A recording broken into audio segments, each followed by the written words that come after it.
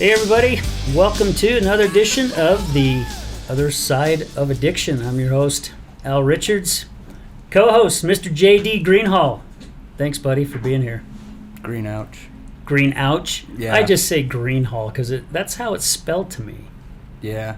I'm a mutt. I don't know where it came from, but that's what it is. All right. Glad to be here. Let's redo this. My co-host, J.D. Greenouch. There we go. Hey, and we also have somebody very, very special in the studio today, and it's our lovely Nicole Costello. She is our guest co-host. Thank you so much for taking time out of your afternoon to spend with us. Yeah, no better way to spend a Thursday. Oh my gosh, yeah. I mean, it's so great, and we're going to have you for a few episodes, right? Yeah. Yeah. I'm looking forward to it. I'm excited. Okay. Yeah. Well, good. Yeah, we're excited to have you here. And you guys that are watching our show, you should have already seen the show that she's had, that she just put out here, a week ago. That came out, and she did a great job. I know she was nervous a little bit, but she did a phenomenal job, and it turned out to be really cool because our next show was Jared Miller, and you guys kind of know each other. So the stars were lined up, right? Yeah. Yeah. And then again today. Woohoo! I'm such a lucky girl. Can I just say that? Oh, I think we're the lucky one, right? Hey, we also have a really good guest with us today and a really good friend of mine, TJ Menlove. TJ, thank you for taking time out of your day and, to spend with us. Thanks, Al. I appreciate it. I'm looking forward to this. Yeah, absolutely. TJ and I, we were doing a little business meeting on a golf course, I don't know, a while ago. And that's called a field conference. It's a field conference, and we started talking about the podcast, and TJ's got some really great information when it comes about communication, and I thought that would be a great episode to have on communication, because that is one of the things I struggled with my wife battling addiction. As a lot of us do that are on the other side of addiction, the only thing we know how to do is throw out angers and daggers, and basically most addicts are already feeling crappy about themselves, and all I did was just add more shit on top of the shit she was dealing with. Well, you said it right. You know, you're dealing with emotions, and so you're communicating from an emotional level, not a logical level. Yeah. And it's hard when someone has an addiction to communicate from a logical level, but there is a way, and we'll talk about it today. Yeah, let's talk about it. So to share just a tidbit, I'm just going to tease TJ here a little bit. I asked him for a short bio, and he wrote me like 5 pages. So, no, it's actually like a page and a half. That's on your phone, that's 5 pages, but if you pull it up on a regular computer, it's only 1. Yeah, it's probably only 1. But anyway, hey, TJ Menlove has a diverse business background over the years, utilizing his education from the University of Utah. Go Utes! Absolutely. And organizational communication. Oh, see, Nicole's even showing it. Communication skills and marketing, has created some successful businesses over the years. At the age of 27, which was just like last year, you're only 28 now.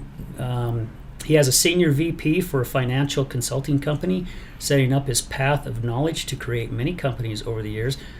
This guy also is a stand-up comedian. This guy's hilarious. You get him out on a golf course, and I can do it sitting down too, but we'll see how that goes. Yeah, he can do it sitting down. But anybody when I bring him golfing, and it's somebody new that I introduced TJ to, I always warn him. I'm like, the guy never shuts up, but he keeps you laughing the whole frickin' time. So that's my buddy TJ. He started and oversaw Financial Fitness Centers of America and the 501(c) Family Financial Education Company. Financial education was taught as how to succeed financially in companies, which a lot of companies struggle from that, because we're good at doing what we do, but we suck at. Well, so where that was going back in the day is we taught them how to make money, save money, and get out of debt by reducing stress at home and in the workplace. And so that was the whole focus from an employee assistance type program with companies and their employees. Wow, I love it. So there's a lot more. I mean, TJ has done a plethora of things, and gosh, in the last 12 years, I've done a plethora of things. Mm-hmm. But this guy is very, very knowledgeable. He comes from the heart. That's one of the things I love most about TJ, is he comes from the heart. Everything that he puts out there, or people that he wants to help, it's coming from here. It's not to benefit him, it's to help benefit the individual that he's talking to. So as we were talking before we got started on the show, we were talking about communication skills. And again, I'm the first one to admit, and I think my wife's very grateful that I have actually admitted to it, so it doesn't look like she did all the things wrong, because that is not the case. Us on the other side of addiction, we do a lot of things wrong too, and it's just because we don't know any better, and that's not an excuse, but again, we just don't know any better. What is it that you can share with our audience that will help them? Let me go back to kind of the basis of where this came about for me. I've always been in the communication arena. Okay. Teaching communication skill sets for life, business, and relationships with the Millionaire Conferences and everything. But it really hit me hard when I was in a relationship for about 5.5 years. And I would notice that she would drink a little more, and she would deny it, and everything became an emotional conversation from her. And it was stuff that I had to really sit back, and I could have reacted, JD, or I could have acted. But reaction comes from an emotional state. Action comes from a logical state. And so I had to remember that it wasn't anything personally against me that was being said or being done. During that period of time, it was her own internal struggles she was having, her insecurities. Have you ever heard of insensitivity to alcohol? Mm-hmm. Okay, so she had an insensitivity to alcohol. It's how you metabolize alcohol and all of that stuff in your body. Well, it went without fail. If she had 4 drinks, the 5th one, that trigger would go. Whatever she was experiencing during the day, if she was feeling jealous, it was 10 times worse after she had that 5th drink. Okay? If she was insecure, it was 10 times worse. If she was angry, it was 10 times worse after she had that 5th drink. And so I had to realize at that point, this was about her, and it wasn't about me, and I couldn't take it personally.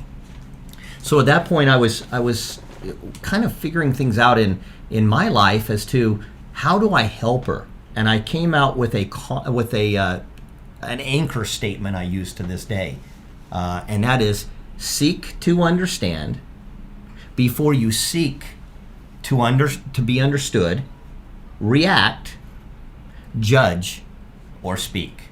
Seek to understand before you seek to be understood, react, judge, or speak.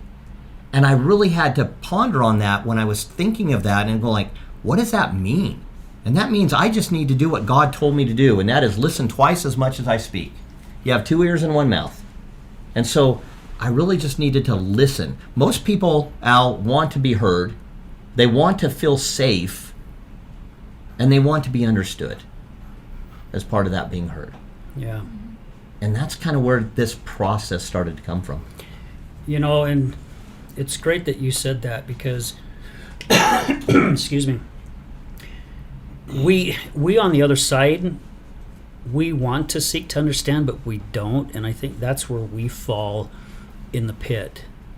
And I've shared this many times before. Once my wife told me, I wish you'd be my husband instead of my damn therapist, because I believe that's what us as loved ones try to do, is we try being their therapist, when really, how can we be a therapist to somebody and help somebody with something that we don't understand? But like you said, if we seek to listen, if I would have stopped and just took more time to listen to what my wife was going through, maybe I might have been able to start connecting the dots. But I was just so dead set on being angry and upset with her all the time. I was blind to all that. So. Absolutely. One of the things that most people do, amongst many, when they're dealing with someone who has depression, anxiety, alcohol addiction, or any addiction for that matter, is they want to try to speak the words that they think are going to help them. Mm-hmm. Amen. Yep. And when someone's telling you what you think, or when someone says what they think is going to help them, is it really going to help them? Have you really started to understand them? Yeah. Yeah, no, right? I mean, it's like you haven't. And so at that point, that's why that statement, seek to understand, really is ask certain questions that are non-offensive, that are not antagonistic, or not trying to fix them. They don't want to be fixed. Don't even use that word. Exactly. Yeah. Exactly. Somebody used that towards my wife, and she freaked. She's like, I ain't broken.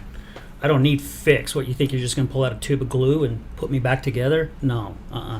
But most of us have never had a manual growing up on how to communicate and how to do that. No. And we had our parents trying to fix us to be molded a certain way always growing up. And so we think, oh, well, they're our spouse, they're our partner. We're just going to do the same thing that I had already learned growing up. And sometimes that's not. I was actually just accurate. thinking about that, like how, again, like my wife or the situation with my family and stuff, you know. Like, obviously, when I was younger, I'd get my butt whooped if I did something wrong. Oh, like yeah, that's, me you too. know, there's usually a discipline of anger somewhere. Like, I wasn't sat down and be like, hey, this is why you're in trouble. Like, it just came at full force, right? Did that come from a logical or an emotional state? I don't know. It's probably emotional. Yeah, for them, Emotional. but, probably. They're upset. They're angry. You're not doing what they want you to but do. you know what? It goes to show too. Like this, I think things differently with my kids. Like my kids get in trouble. I'm like, hey, go to your room. I give them a minute to think about what they did, but then I go up and I sit down with them and I tell them why they're in trouble, why that's not okay to do what they did, you know, and guidance that way. Like, I mean, back in the day, literally, I'd get my butt whooped. You know, you brought up another point. It's not just about you understanding them. It's about allowing them to understand you. And if you communicate that in a nice, calm, action way, rather than emotional way, a lot of stuff happens. Right. Well, Yeah. and, For the being a good. parent help differently on the way that you want the parent raised, but like having that part in your relationship, like you're my spouse, not my adopted child, like, you know, so that anger comes out. So over the years I've been able to work on it, especially over the last year. But yeah, no, like, again, thank you, TJ. It just kind of like all clicked for me. I was like, man, Yeah. I wonder why people, you know, because most people in our age or generations, right? Most discipline was done a different way. Spanking was allowed. You know, those kinds of things were done. Yep.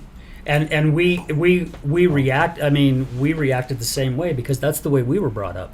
Yeah. So like you Yeah. were saying. So I just, like I said, a dot connected. Yeah. Yeah, many of them connected with me. Nicole, you got Yeah. anything to touch on this? No, I was just going to say that for me, it was like coming from a place of always hiding things from his parents. That he came from a very devout LDS family, so he was always hiding things. And so I would not find out. I would think he'd be sober for a year, and then I found out everything that he was saying was a lie. And I don't know so much that it was anger that I was in, but it was in the emotion of like feeling like betrayed, I guess. So not Yet really his going to behavior- anger. Yet his behavior he grew up with was hiding from that someone he loved and cherished, which was his parents. Mm-hmm. Rather, he saw it was his behavior was to hide it. So when he's in a relationship with you, his behavior is still changing. Mm-hmm. So now that's where that communication has to change, so that they have that pivot, they have that awareness or that aha moment. Yeah. So Al, along with that, you know, as I was doing a lot of the education background of communication and how to do this with her, I also started with some other friends doing a comedy show called Dying to Laugh. Mm-hmm. A funny look at suicide and depression. And it's not so funny.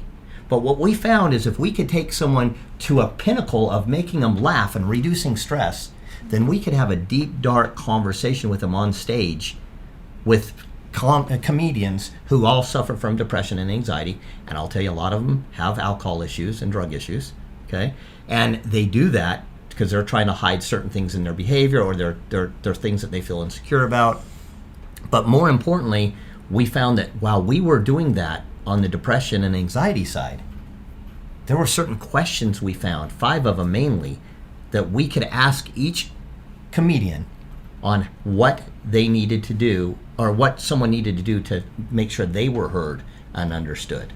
And so if I could, I would love to share those with you. Oh, absolutely. Yes, please do. So Yeah. one of the first questions is, and you can do this for depression, anxiety, alcoholism, drug addiction, it doesn't matter. But what does your addiction look like? So just ask them to them. And generally when they're sober, if we can get them at that point, That's really what you want to do is when they're sober. You want to just, hey, can I just come from a point of love with you? I just want to understand. I want to seek to understand before I seek to be understood, and I don't want to react, judge, or speak until I do. And so what does your depression or what does your addiction look like? And let them tell you their vision and what it looks like to them in their world right now. And I promise you, if you just ask that question, it's going to open up a lot of aha moments for people that I didn't understand. That's how you felt it. That's how you see it. That's how you feel it. That's how you're living it. And it will really help in that sign is seeking to understand by asking that first question. Seeking to understand. The next question is, and this is very important to ask, is what do others do that makes it worse? Because sometimes they have triggers. Mm-hmm. People have triggers, and you may not know what the trigger is. It could just be an argument with someone, but you said something that triggered them. Okay? So by asking now, you're setting up a situation and a pattern within the relationship, the friendship, or the situational ship, whatever it is you have with that individual, where you're setting up that pattern now to really understanding them by what their trigger is. What do other people do that makes it worse? The third one is, what do others do that makes it better? Now, maybe for someone like that, that's my friends that love to drink a lot and that, where they get at that point, they say, oh, they'll go out and buy me a drink. Well, in their mind, that makes it better for them. But as you're learning more about them, you can kind of then be in that point to be understanding, not help them. Again, not fix them, not help them, just be understanding. And you'll find that they at some point will have that aha moment. They'll go like, this just isn't working anymore for me. I need something better. So in a psychological way, you're making it just like when you're asking people questions, because you already know the answer, but usually people accept the answer better if they came up with it themselves. Absolutely. So doing this, you're getting them more or less that you feel like you might have a solution, but unless you get them to say that solution, they're not going to take it that way. And they feel heard. They feel safe because they can talk to you about it. They feel heard. And now when you're repeating it back and talking, they feel understood. Right. And when you can get any individual to that point, I don't care if it's like I said, business, relationship, an addiction, anything. If someone feels heard, safe, and understood, things change. And that sounds, I'm not going to derail you this, but this is like sales 101. When you make it their idea, you got to sell. Mm-hmm. Well, yeah. You know, but you do that all the time, no matter what. People always like, I can't be a salesman. Well, you sold yourself to get your job. You sold yourself to get your wife. You sold yourself. Everybody's a salesman. Anybody that says they're not a salesman, they're lying, because everybody's a salesman. I mean, Except for Nicole, she's a woman, so she would be a saleswoman. Okay, well, a saleswoman. Okay, see, what did I tell you? TJ's always got something. I'm listening. I'm listening to understand. But it's right, because I mean, they have all the power. We start as a little kid, right? I mean, if we're a little kid and we're in a store and we want a candy bar, we're doing everything we can to sell our parents into getting us that candy bar. My kids are horrible. Right? Dad, which one would you rather me have? The chocolate bar or the vanilla bar? They give you an option. Yeah, and I'm like, oh, yeah, smart, smooth. Yeah, I like it. Yeah. Yeah, and we do the same thing when we're starting to date. If we're attracted to that person, right, we're doing everything we can to show the best side of us to, to be, just to sell ourselves, basically. Yeah. Yeah, absolutely. And the fourth question is, okay, what do you do that makes it worse? So if you're talking to them and they're in a sober situation, and you can ask them, when you're going on your binges, or when you're out there and you're really not feeling well, what do you do that makes it worse? And let them have, again, Nicole, that aha moment. That aha moment of, wow, they're speaking it, and they're now, oh my gosh, that sounded stupid, or that sounded irrational, or what, but they're speaking it, and you're not commenting, you're just listening. Yeah. Out of love, you're listening to really find out, so that you can make sure that you're not making it worse, number one, for them, okay? But that now you know how to at least communicate the positivity with them. And all this is such really good information. And I mean, Nicole, I know you can touch on this. I know JD can touch on this. When we're with somebody that's battling addiction or a narcissistic type attitude or whatever it may be, didn't you guys, I mean, because I found it so flippin' hard to sit and listen. Because you want to respond. You're in your brain's going, how am I going to respond to this? How am I going to respond to this? We're wanting to answer. No. But the majority of the time, too, when I was doing this, my wife was drunk already. And so I was You're already irritated. Already irritated and angry. There were a few times that she was sober and we would talk. And there are times where I was nice and calm and I could say, okay, I understand your point.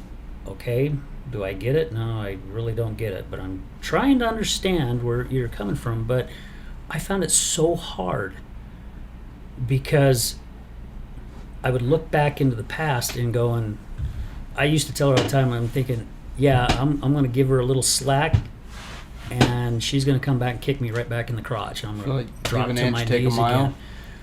Yeah, so that's where I had a hard time really trying to listen. And I don't know, was it the same for you, Nicole, with what you went through? I mean, you went through a lot because you just shared it on the show, but yeah, and I only touched on a little bit because my story is, but with him, I don't know when he was sober and when he wasn't sober. Oh, okay. I mean, he was so good at hiding it that I don't know. Yeah, and he was so good. If you have his ex-wife on, she will tell you. She's been around addicts and in recovery for a really long time, and when she didn't know, she's like, I thought you were crazy and stupid, and you're not. Like, I don't know when he was sober and when he wasn't. And he was so good at crying and just, like, feeling like what I was saying, like, really mattered and really made a difference. And he was just going to work so hard to make things better. So I feel like I was listening, but I don't know when I ever got the truth. Does that make sense? Yeah, like, it I don't know does, if I yeah. ever got the truth. So that's why I think my situation, I don't want to say that it's unique, but it was very severe. I had the therapist that I went to talk to write my court paper. She's like, I've never heard of a case this bad in all my years of being a therapist. So I don't know what advice you would give other people. I mean, I got out of that relationship because I just felt like no matter what I did, like, nothing was changing. And unfortunately, even in a communication pattern, if you realize that and understand that, especially if abuse is happening or other things are taking place that way, that's what you need to do. Is you can't save everyone. It's that old saying of the being on the airlines. When the oxygen mask comes down, put it on yourself first before you put on others. The whole thing, that's the same way. You have to save yourself first. Try to do your best. With me in the relationship I went through, I had to leave the relationship. I was actually, where it came to the pinnacle was I was going to get engaged. And so we're at USANA at the Def Leppard concert, and I had everything arranged to go up on stage. I was there. This is so romantic. I had it all arranged. I had flowers up there. They were going to bring me up there. I worked Coca-Cola. The friends at Coca-Cola run Coca-Cola here had me all ready to go up. I had the ring, everything, and Pour Some Sugar on Me, which was the favorite song of hers, started coming out. And I said, come on, hey, let's go up. And she pushed me away and she hit me. And I'm like, what? And I'm videoing this on myself. I still have it to this day on my phone just to remind me. And she said, her words were, just leave me alone. And so instead of fighting it, I just left her alone. And it was 3 weeks after that I decided I couldn't deal with that anymore. And she had to she is now, I had talked with someone who just recently talked to her, she's 56 days sober as of this last weekend. So she decided after 3 years of us that she really did need to go out and do something. But you hit on the thing. Until someone has that why, we talk about the why all the time, but why change? Why change? If the thing we're doing is functioning and working for us, why change? Until they have that why, you have that why, nothing's really going to change. So all we can do is make it peaceful until that change comes about. And yet we want the why so bad that they may not want it. And that's when sometimes that emotional, that anger, and all that comes in. Let me hit the fifth one, and then we can talk a little more of whatever you need to it. The fifth one is, what do you do that makes it better? So when you're talking to the individual, what do you do that makes your addiction better for you? They may say, well, I drink only on the weekends. I do that, but I don't do it on the weekdays because I have to function in my job or whatever. Now, Nicole, you were saying he was functioning. alcoholic? Is that what? He was on pain pills. He was Okay. addicted to pornography. He was on he was on a lot of drugs, and then he was also alcohol. Okay. So it was like So that's- a lot. Wow, a plethora. And of I have a things. friend. A lot of I have a things. friend this day. Al and I have a friend this day that we hang out with and golf with. That's the exact same way, functioning. Unfortunately, just lost his mother this week, and that's not getting any better for him until we can just be there, love him, show him the love. But he admitted this week that he needs to have some change. And it was his admission this week. So we'll see where that goes. But I've only just been there to love and care and show him that someone's always there for him. And he needed to see that this week with me, that I do what I say I do.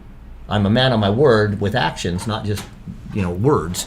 And I was there when his mom passed away. I was there for him. I was the only friend that did all of that stuff when all of his other friends, who was his drink buddies or the people he hangs out with, didn't do anything with him. And so now he's in a realization that, wow, you really do, you have heard me, you have loved me, you have cared for me.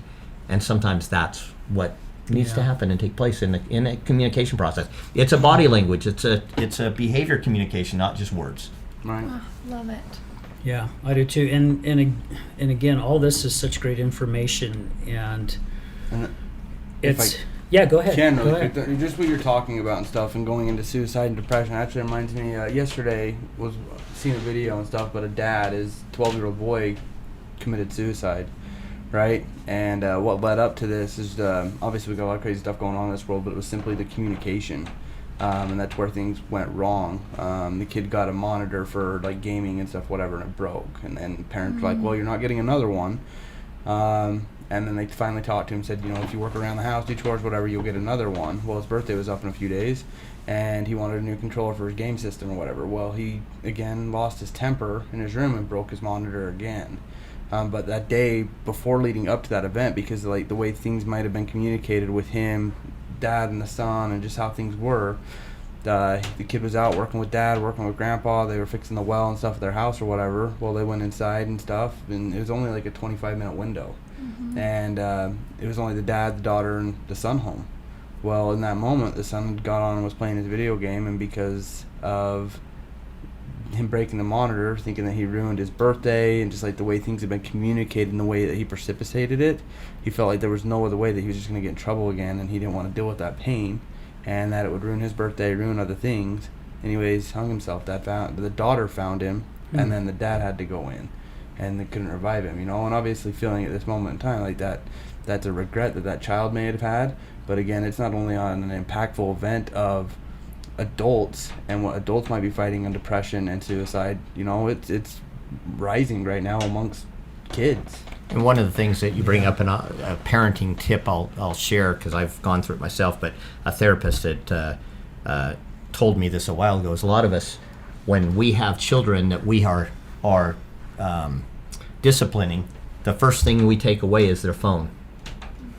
And I've heard, Yep. don't It's do way that. worse than spanking. Yes. They will do anything to get it back. And I Because agree, it's their Nicole. social- the it's therapists say, communication. do not take away the phone, because that is triggering them to not being heard. Yeah. And because they just want to. So it's a communication device, yes, but it's like that's the first thing because if the kid runs away, if the kid does something, number one, you can't track it if they don't have it, okay, to find them, okay. If you can't be able to get a hold of them and just talk them, lovingly. So there's a few things we'll talk about that. That maybe is a whole nother show sometime, but Yeah, No, no, like I that's a good said, though, one. just relating to what you're saying on communication, like I said, things are clicking. Again, that was something I seen yesterday, but just talking about that communication. You mentioned in here,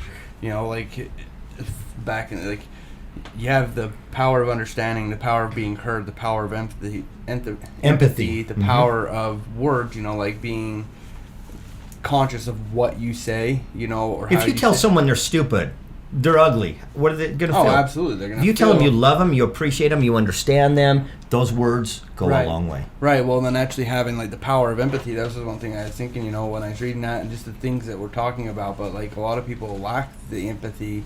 In those moments. Al, when you were mad, there was no empathy. When I was mad, yeah, it was hell no. Yeah. Yeah. Again, the same thought, the same process and stuff. We've been in that, and so again, TJ, commend you for the way that you thought of being able how to handle and have grown that to be able to help other people to do the same.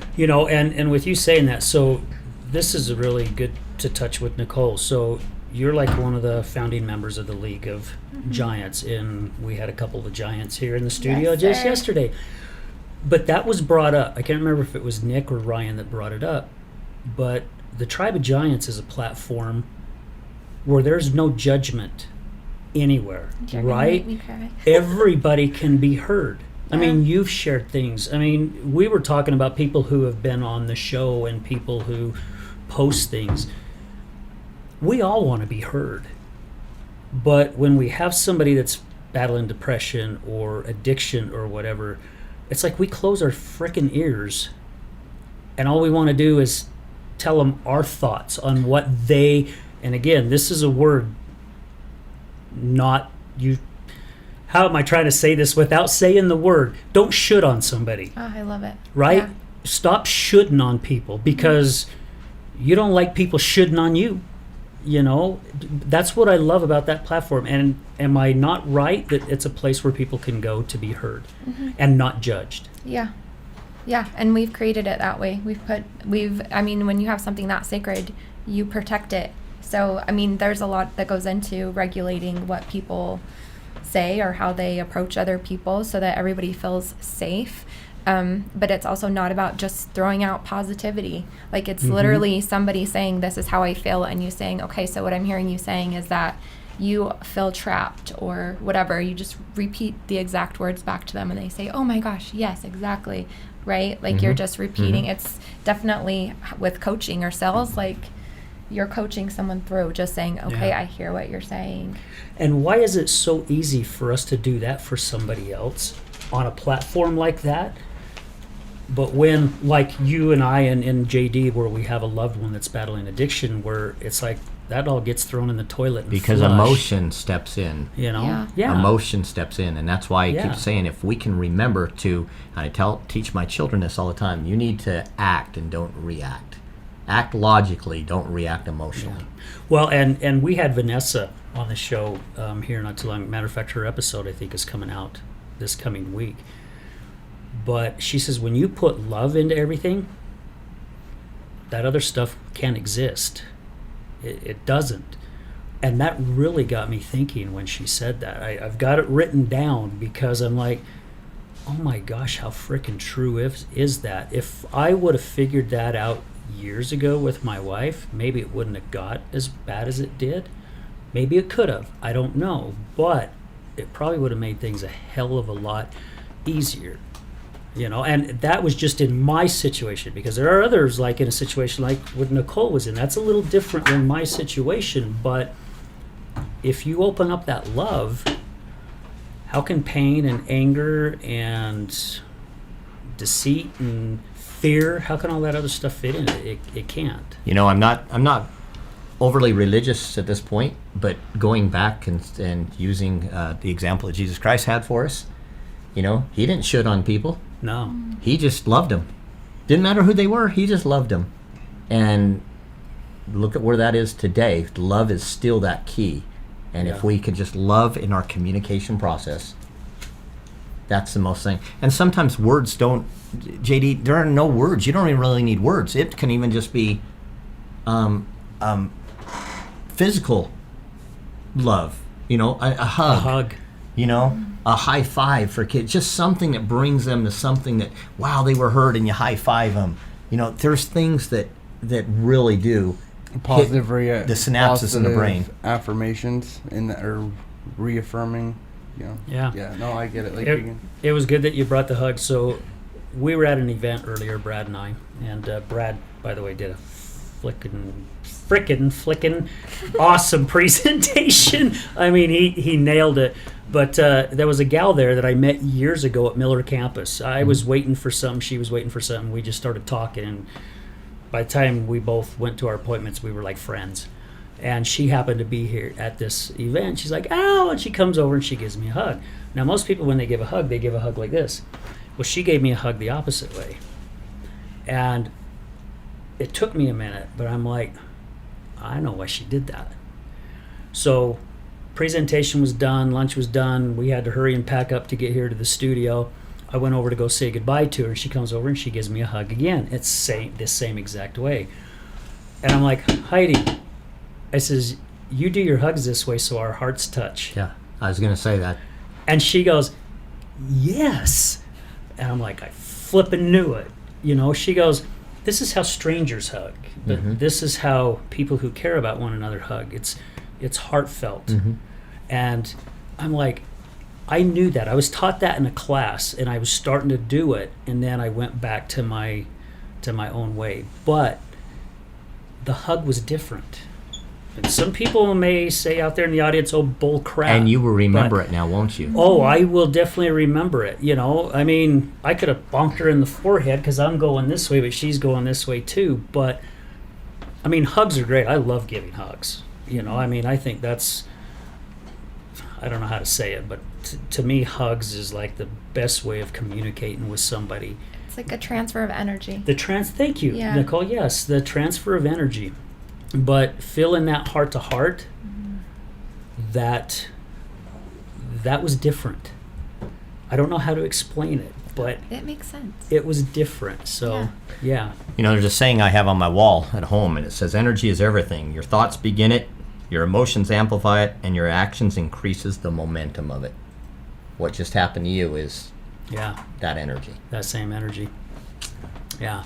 Well, Well, this has been some good stuff. So, gosh, we've already gone a half hour already. So, let's pause for a quick break, and we'll come right back to get some more incredible stuff shared with us and the audience. Yeah. So, stay tuned, guys. We'll be right back.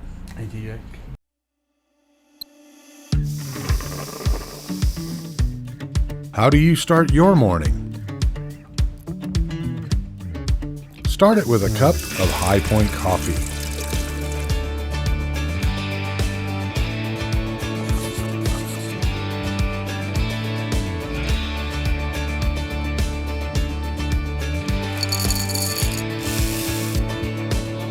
Because no matter where you go or what you do,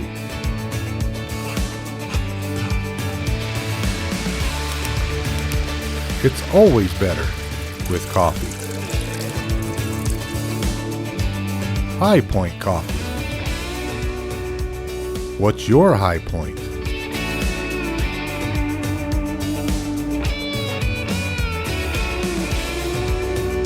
Located on the corner of 7800 South and Redwood Road in West Jordan. And a special thanks goes out to our partners in Oxford, Mississippi. This is Gregory, owner of Lift Up Concrete, proudly serving the Wasatch Front for the last 12 years, lifting sunken flatwork for both residential and commercial applications. Only fully trained professionals lifting concrete at your residence with the same quality of material and method used at every commercial job we ever do. Don't replace it, lift it. liftupconcrete.net, 801-792-4535. Contact us at liftupconcrete.net, or if you're looking for a complimentary quote, 801-792-4535. Again, 801-792-4535. Again, this is Gregory, Lift Up Concrete Lifting.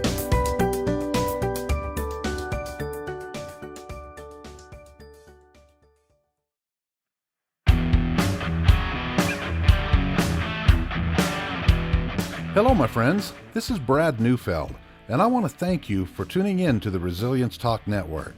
You can listen to my show, Resilience, every morning, Monday through Friday at 8 a.m. Mountain Standard Time.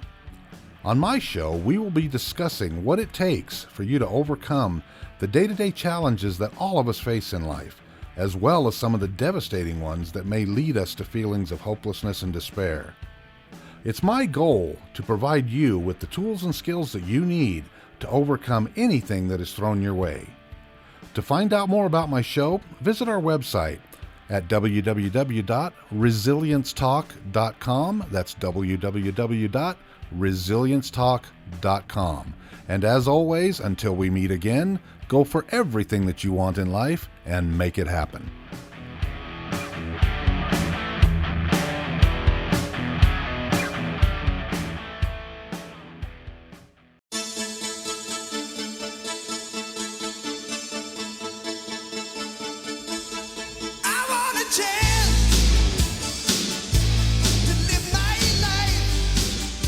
Hey everybody, welcome back to the other side of addiction. Before we get started, so I know JD and Nicole have some really good questions for TJ, but Oh boy, I'm in the hot seat now. you are in the hot seat. But we want to thank all our listeners, guys. Thank you so flippin' much. Today, when Brad was doing his presentation, he asked me to get up and talk about a few things, and I got emotional in front of about 15, 20 people, and it's all because of you guys. That's the reason why I got emotional, because this show has grown in a way that I wasn't expecting for at least another 6-7 months away. So if it wasn't for you guys, your love, your kindness, and your support, I'm getting tears in my eyes already, we wouldn't be where we're at right now. And also, just a huge thank you to our sponsors, High Point Coffee out of West Jordan, 7800 South and Redwood Road. Lift Up Concrete, my friends Gregory and Tosh, they're out of Kaysville. Guys, if you have sunken or settled concrete, be sure to give these guys a call. They will treat you right. They will take care of you. It sounds like both sponsors lift you up. One from They caffeine, do. one from okay. Yeah, Good. yeah. And Serve Pro, Brad, thank you so much. West Jordan Serve Pro, but we always like to say we support and say thank you to the Serve Pros from Ogden all the way down to St. George. We have USARA as well. So USARA is the Utah Support Advocates for Recovery Awareness. Thank you so much for believing in our cause and supporting us as well.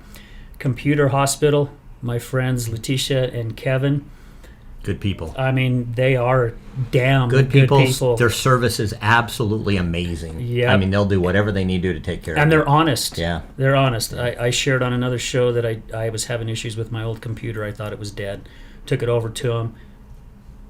They could have said, yep, it's dead. Let's sell you another computer. Kevin's like, no, your battery's just kind of trashed. Here's a plug that gives it more amps and it'll keep you going. It cost me $25 for a new plug, a new battery. Well, not a battery, but a new plug for it. So those guys are awesome. Also, a huge thank you to Cameron and Austin Smith with Refiner Productions. Guys, if you've gotten on my social media, they are the ones that did that. I'm just going to say it, that kick-ass video for me, that interview. And I've got more to share. They sent me like 4 of them. They did 4 different ones. So, guys, thank you. And one of our newest sponsors, Taffy Town. Guys, thank you so much. All of your support, all your kindness. And again, we want to give a huge shout out to Brad Newfield with the owner of Resilience Talk Network, giving us this place, this home. We're still working on the remodeling, so the background's still kind of plain, but it's going to be changing here soon. But Brad, thank you so much for opening your arms, believing in what our cause is and what our mission is. So, guys, thank you for everything. And there's more sponsors, but we're going to wait till the next break before we share more of the sponsors. I get emotional talking about it because I'm just so overwhelmed. And before we get going, Brad shared with me today that just literally almost knocked me off my chair. And I'll do my best not to get emotional, which it's not happening. But he shared to me, he says he got on our site yesterday. We have a 60% listening retention, which means people who are plugging in on the show, the message, whatever we're doing, what's being shared, people are listening to it. And he said, Al, that is unheard of. And so, thank you, everybody. It Thank means you it's so resonating much. with a lot of people, Al, and that's Yeah. what this is all about, is Yeah. resonating and helping them out. So, thank you, everybody. All right, before I start bawling my eyes out and I can't see out of my glasses, guys, you guys got some questions for TJ. So, shoot while I gather myself. My mascara is starting to run down. Oh, I love the men I get to hang out with. Oh. I love that you can be vulnerable and release this here with us. Thank and you. Thank you. Thank you. Okay, guys, Powerful I'll stuff. let you guys take over the show for a minute. Wait, everybody take a minute. Stare it Ooh. out. Just kidding. Ooh, yeah, deep breath. Do I move the No. tissues over?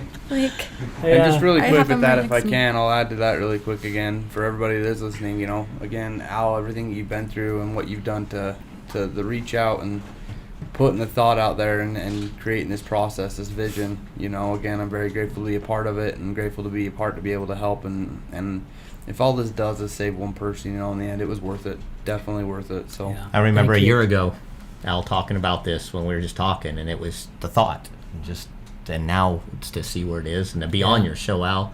I'm honored, and thank you so much for keeping on, and making this a passion. Thank you guys. Yeah, and for me, I'm probably going to get emotional because I know that you shared that you're in a really dark place, and that we were talking about suicide today, but it had gotten to that point. And I think for people to listen and to know that Al was at that point, and then to see this beautiful creation that you've made, things do get better. Yeah, absolutely. You can create things out of your pain and out of your suffering and out of your loved one's addiction. Well said. Yeah. Thank you guys. Appreciate it. Thank you so much. And it's crazy to think too, and I've seen this, and I know we've all probably been through it, and obviously we've had some major things impact us, but it's like as we go on in life, increases, these positivity things come out, we start to see how really small it was, and I'm not saying True. that as a bad thing, No, true. but what we felt at the time was this back angled cliff that we were climbing, cliffhanger status, to where then you get down the road and like, oh, that was an anthill, but he definitely made it look big at the time. Yeah. You know what I mean? Yeah. So again, yeah, very grateful and very, very honored to be here and be a part of the show. And I'll be honest again, I'm very grateful to become the co-host with you, and I'm excited to take this to some different levels with you. Cool. Thank you guys. Appreciate all your love and your blessings. Thank you. Okay. Okay, shoot with questions. Let's Go, guys. Who's Yeah. who's hitting on me first? I'll And put I didn't it on mean you. hitting on me. No. Oh man, I was excited there. I had some other Oh, questions in man. mind. Just kidding. So no, I just you've got a couple questions in here, but the one is, what is the best communication advice that you've heard and that you live by, and where did that stem from, and how do you apply it today? Yeah, thanks for asking that one, because that's kind of what started everything for me. I went to the University of Utah and studied organizational communications, which is the business end of the radio and TV field. And while I was there, I had a professor that I'll never forget the comment that was made to me, and it helps me in my communication to this day. And she said this. She said, Menlove, which is my last name, so she called me Menlove, communication isn't what you say. It's how the other person hears you say it. So paint that picture visibly, but not verbosely. Now, for some of you, you may have to go Google what verbosely means. It's just, Well, yeah, I too wordy. Too wordy, Alan. Or, Alan. I know. Come on now. Jeez. I shared something very sweet with you. Now he's abusing it. Anyways, verbosely is sometimes we can get that way, and even in the communication process, we are all wanting to speak and say something, and we're listening to the first 3 or 4 words, but in our mind it's always going, oh, what am I going to say next? What am I going to say next? Yeah. And sometimes we say too much. And so that was probably the biggest thing for me is communication isn't what I say, it's how the other person hears me say it. Let me share a fun little thing with you, and Al knows this story. So I love to golf. I'm in the golf business as well. That's something else I'm doing. And my girlfriend, I asked her one time, I said, hey, I'm going out with this other friend of ours. He's know where this tattooed one's up. going. He's amazing. He's an army, or he's a vet. And he was disabled in the Afghan situation. And so we golfed together. And he says, hey, we got a tee time at 3 o'clock a certain day. And so I asked my girlfriend, I says, hey, do you want to go with me and drive the cart and have fun and hang out with? She goes, yeah. And I said, well, our tea time is at 3 o'clock, so we need to be there around 2:30. And she just said, well, what type do you like, lavender or mint? And I said, what are you talking about?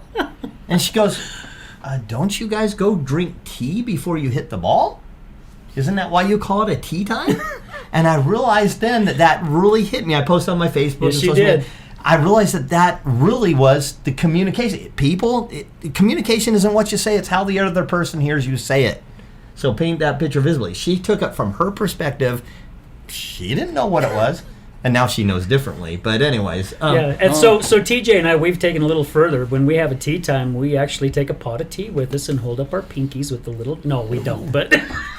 Hey, this is tea time. We're here. We're on schedule. I actually did when she joked that way, and then it was 3 days later we were going to play golf.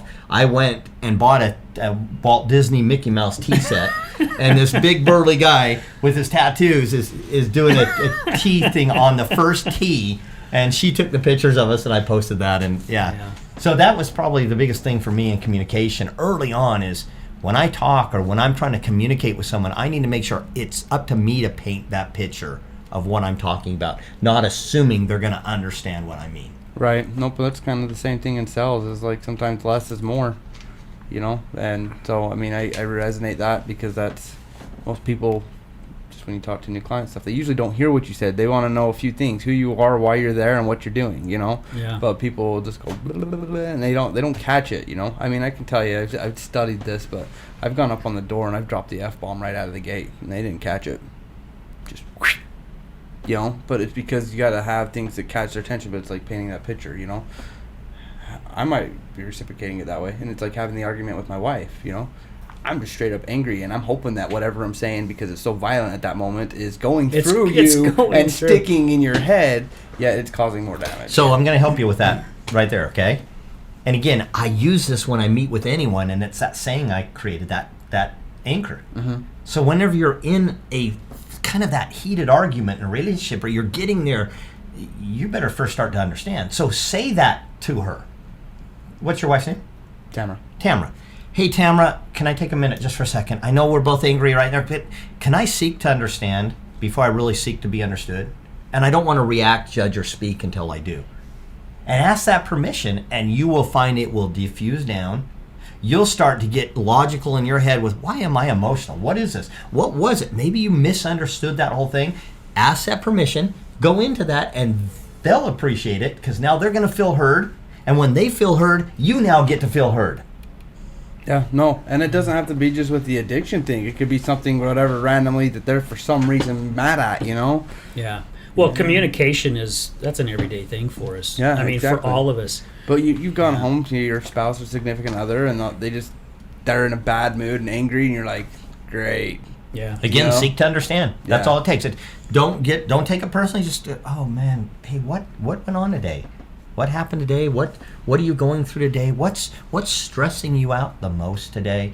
Well, just get into that communication and understand. Nicole's now, over Nicole, here you're smiling. smiling. No. She's got something going on. Those wheels are turning. I can't wait for this question.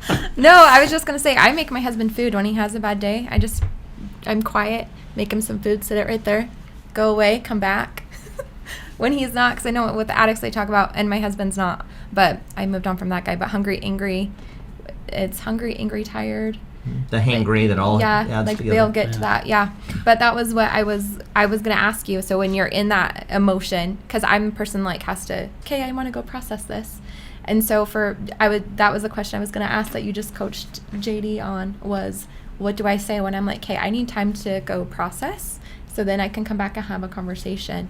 But see, again, you just said the one thing, you need time to go process, and yes you do, okay, but if you don't let them know where you're at, and by that statement right there lets them know, hey, you know what? This is what I just want to seek to understand, because they don't know if you're still in that combative argument or not. Perfect. They don't know they don't know your position, and so you're pretty much saying, look, I'm acquiescing, if you will, to I just want to understand first, and so I want to have this out of love, Al. You know, that's what out of love and understanding, and that right there, if nothing else gets communicated from this show, that is the most important thing. Seek to understand before you seek to be understood. React, judge, or speak, and do it out of love.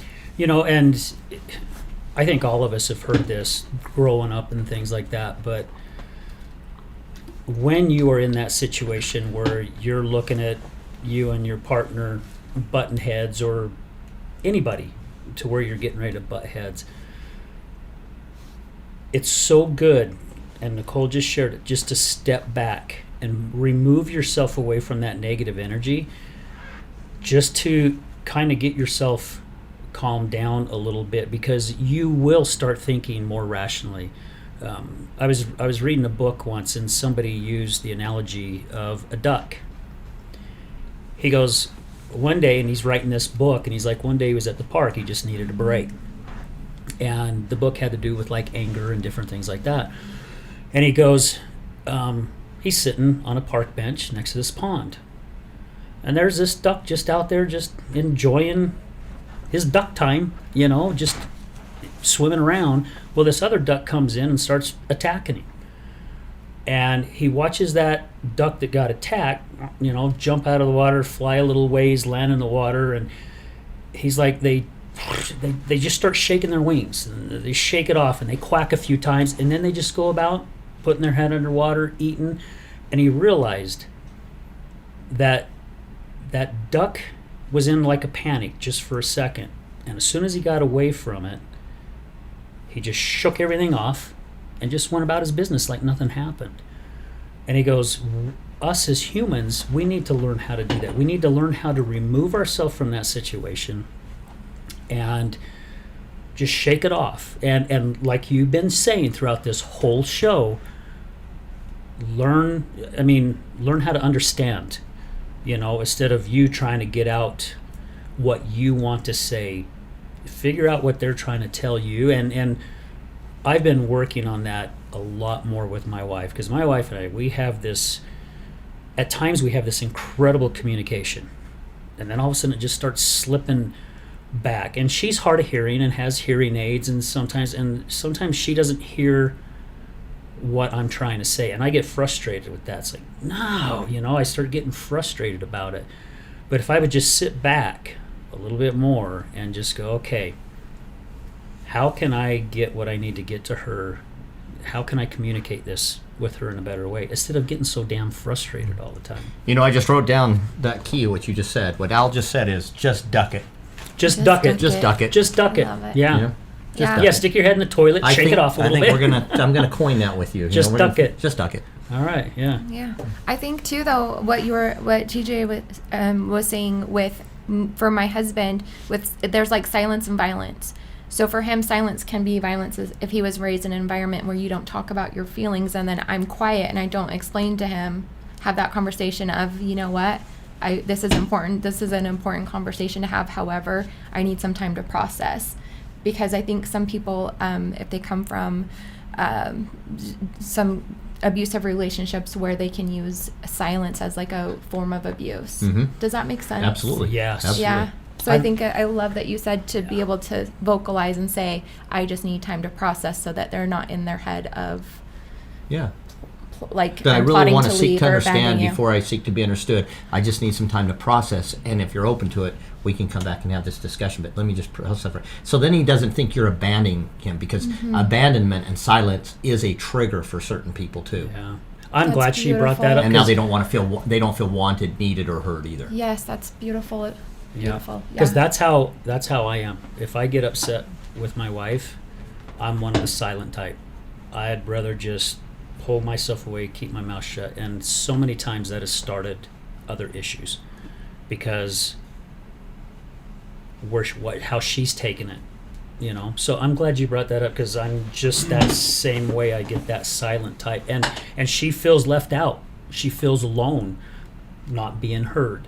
To where if I just Or not feeling safe. safe, Because or I just that's part of that. yeah. If I Yeah. just would say, hey, look, right now I'm not feeling very good about what the situation is, so I think it's time for me just to step back, give me time, like you guys have been saying, give me time to process it just a little bit more, because But sometimes just note that you're saying you're going to step back. You're not leaving. You're not running. Yeah, you're not, I'm just that stepping has back. to be very clear Yeah. in your communication. yeah, clarity because is a lot of important. times I'll bark out and I'll say something, and I'll regret that I say something, and again, it's just because I'm not thinking clearly, because I'm letting my emotions take over.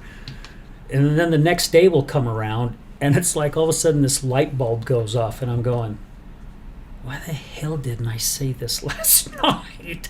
Why did I just create more shit in my life by saying this? So that's something that I'm working on. Because we can work on ourselves on all kinds of things constantly.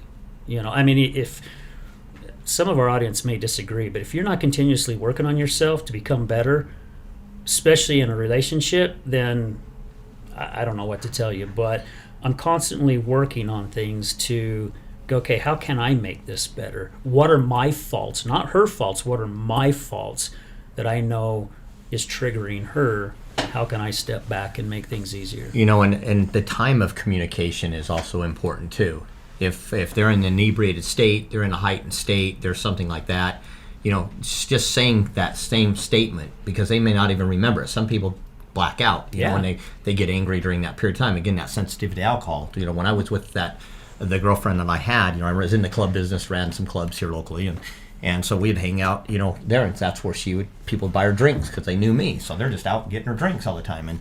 And yet that's when she would get the most angry. And when I try to have that conversation with her, it didn't go anywhere, you know, and that's when I had to learn there's a time when I need to say, hey, I really need to seek to understand, you know, before I seek to be, and it calmed her down, but we didn't have the discussion then. We waited till a sober moment, till a moment when, hey, I know you didn't realize this that night, because I'm not sure where you were at. Can you tell me what you remembered about our situation that night? So we're bringing it back now to having that true, honest, open, direct conversation and in communication, that now we were able to get somewhere and we were able to talk. And there's a timing for a communication too.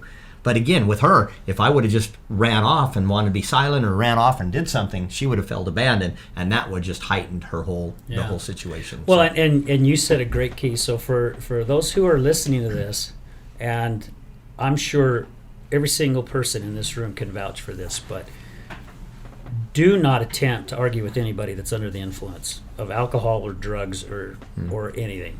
Talk to them, but make sure they're safe. Yeah, because it doesn't matter what you say, they're gonna defend themselves. You know, I mean, they're already hurting and they're gonna feel like they're being attacked, and they're attacking themselves inside as it is. Yep. TJ just hit it.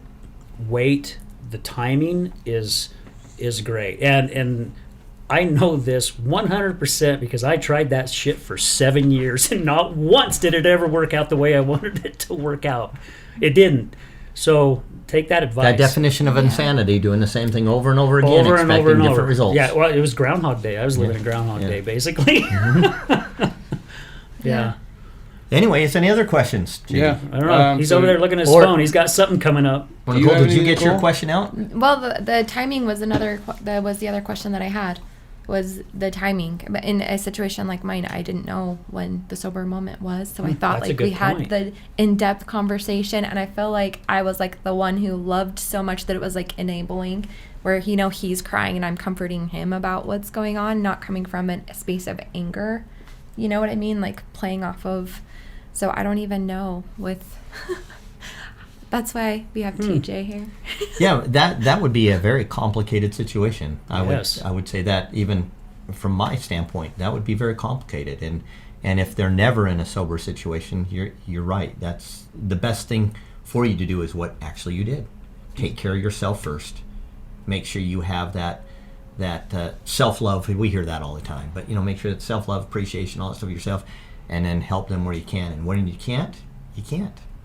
You know. Yeah. It's that old saying, when the student is ready, the teacher will appear. Yep. Well, if they're not ready to get the help and to do it, it doesn't matter what we say or do. It's not going to help them until they really get to that point. That was a damn good question, Nicole. I mean, how do you handle a situation like that? Yeah, well, and his mom was the same way. Like, he found somebody that was just like his mom, and so we're like the lovers and the nurturers and the and that was enabling, because I would be like, oh, but if I just love him some more. But then we weren't able to have that conversation where it was like he was the one crying and apologizing and promising things would be different. And I just kept saying, okay, I'll just love you some more. You know what I'm saying? Yeah. I don't know if that even Which makes met his sense. needs, but it didn't meet your needs. Yeah, it was like having another child, and I don't want to be. And that's when I had somebody sit down and say, you can be your partner, you can't be his mother. And so when I was looking for my husband, I was like, I need a mama's boy. He needs to be on the list. He needs to have a mother that he's close to, because I don't want to do both. Yeah. Yeah. Well, going into that and asking this too, you know, Nicole dealing with those, and TJ, your insight now.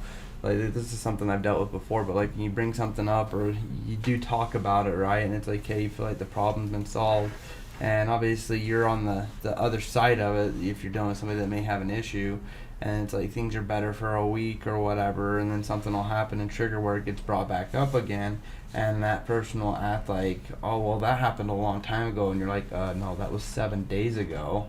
Like, how do you handle that? Like, in their interpretation, their exaggeration, they try to make it seem or feel like something, whether they are in the right or the wrong on it, no matter what, but like they try to put it off that it was a long time ago, when you're like, even to you, when they're going through those things or they have those relapses, it's still, you know, it's like, no, this just happened. Like, how can you say this happened 6 months ago when it happened last week? Like, how do you deal with that? Is what I'm saying? I just had this sense? conversation with my daughter, something similar the other day about her work and stuff, and she was going through about how this boss isn't treating her the same way he treats others, and I really just says, doesn't matter. Doesn't matter. And so I think you have to look in yourself too before you go there and say, okay, if that triggered and it happened, and she says, no, it happened a long time ago, does it really matter when it happened? No, that it happened. And so go back into that again with the loving, with communication, and just redo it again. I know that can just be infuriating that you're redoing this all over again. But I would just say, just go back in with the love and communication and reset it. And at some point, you know, we're gonna have to say that certain people need professional help, you know, and it can't be you doing it. So absolutely. When you have that moment when you can talk to them about seeing if they're open to the professional help, throw that out there and have that conversation about them having that, so that can be brought up during that period of time. But going to what you're saying, JD, you know, they just said it happened a long time ago, but it was just 7 days. Doesn't matter. It matters to you, but why does it matter? It's still the same. So let's just solve that problem. You know, again, and I get what you're saying on that, it hurting, but or that it doesn't matter on time, because it doesn't. You know, whether it was 6 months ago or it was a week ago, they still hurt the same. It just seems like when it happened just a few days ago, you know, it's amplified. You know, like you're like, oh, I had 6 months to get through this, but then they do it, but then they still treat it. You got to remember that like, any addiction, whether it's alcohol, whether it's drugs or anything, affect brain synapses and how people, how they think, how they act, and what they remember. Yeah, because and I'm glad you brought that up, TJ, because it takes, from what I've learned going to AA meetings and different programs, the neuroplasticity and rehabs takes and things time. with my wife, it can take up to 12 to 18 months. Yes. After getting clean and sober, where your brain function starts change a behavior. Everything. Change a behavior. Yeah, it starts coming back. It takes a period of time to do that neuroplasticity. Yeah. And when we do another show, we chat about doing this. We're going to talk about prosperity pillars in the future, and we're going to talk about neuroplasticity. We're going to talk about mental mindset mastery and how you can get your own self into a better position, so when you're dealing and communicating with someone, you're in a better position to do that too. And that will be on another show. We can do that. Yeah. But that's a mental mindset mastery thing. And again, those that have addiction generally want to do that, but they don't have the capability while they're in the addiction state to do that. So all you can do is communicate and love, and take care of yourself, Nicole, while you're in that process with your own.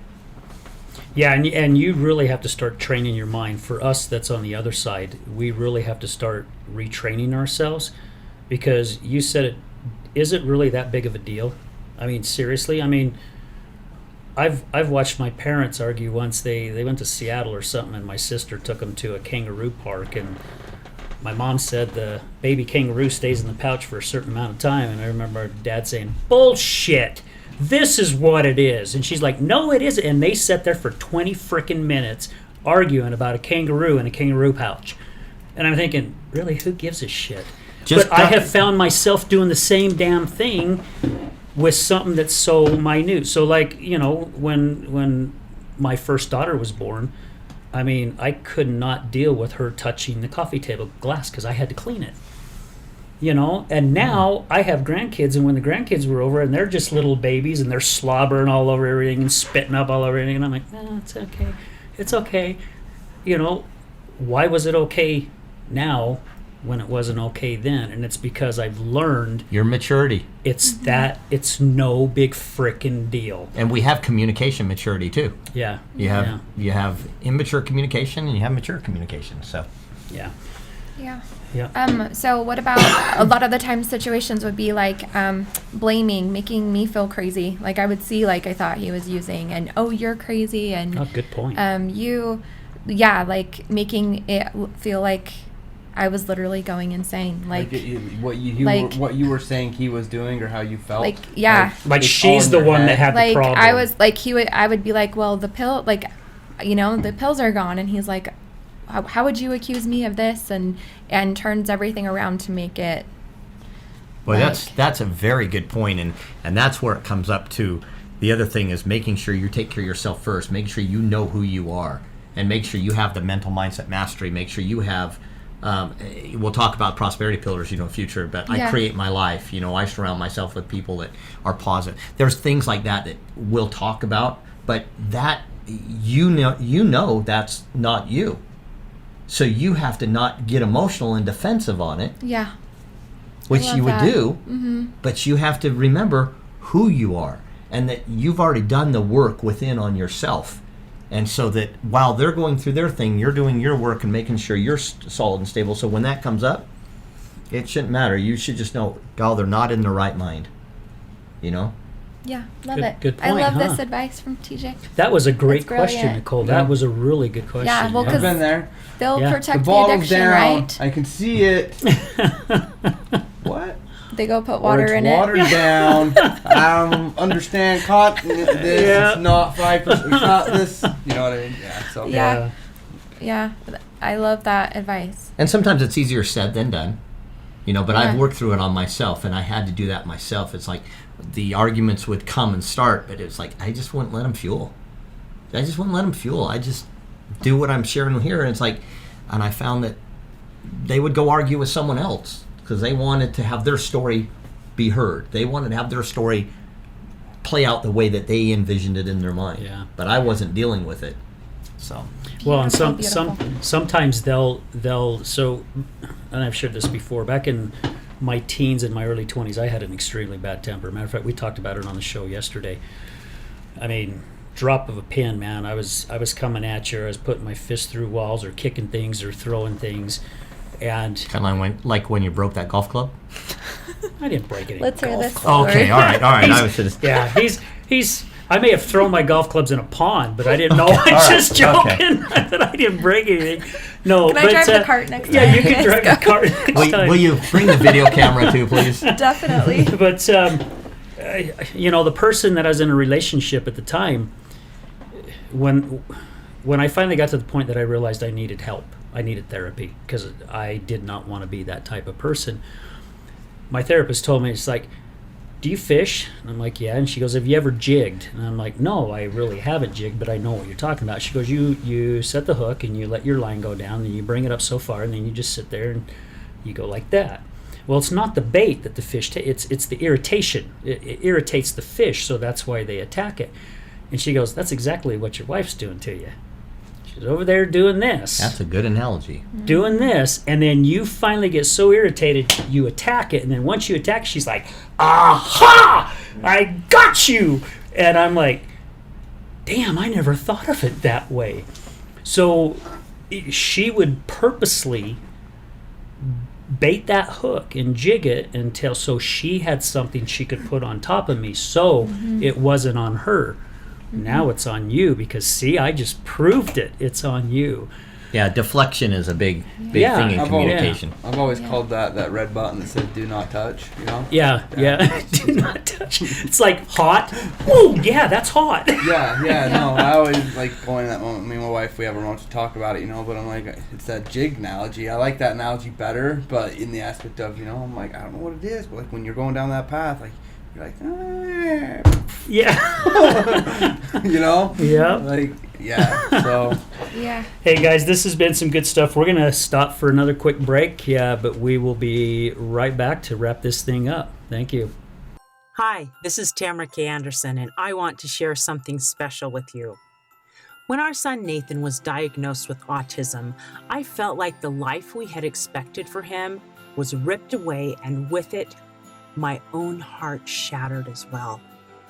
It's very common for families to feel anger, pain, confusion, and anxiety when a child is diagnosed. This is where my book, Normal for Me, comes into play. It shares my story of learning to replace my pain with acceptance, peace, joy, and hope. Normal for Me has helped change many lives, and I'd like to give this book to as many families as possible. We've put together something I think is really special. My friends and listeners can order copies of my book at a significantly discounted price, and we will send them to families who have just had a child diagnosed with autism or another special needs diagnosis.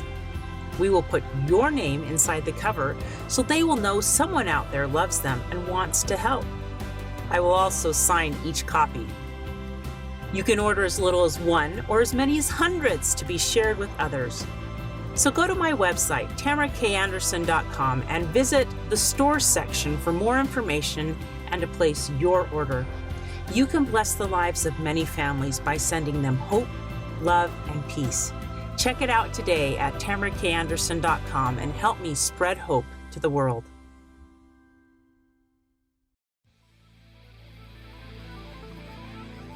Welcome to the Resilience Talk Network. My name is Jay Walter, and I'm the host of Rebuilding, heard every weekday night from 6 to 7 p.m. You can listen in and learn how to face your fears, overcome obstacles, and make dreams a reality. So listen every weekday night from 6 to 7 p.m. right here on the Resilience Talk Network.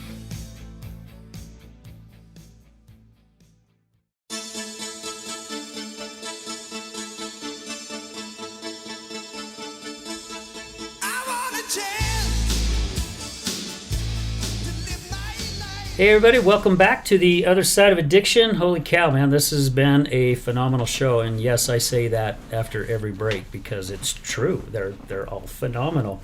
Hey, before we wrap things up again, I want to say thank you to a few more of our sponsors.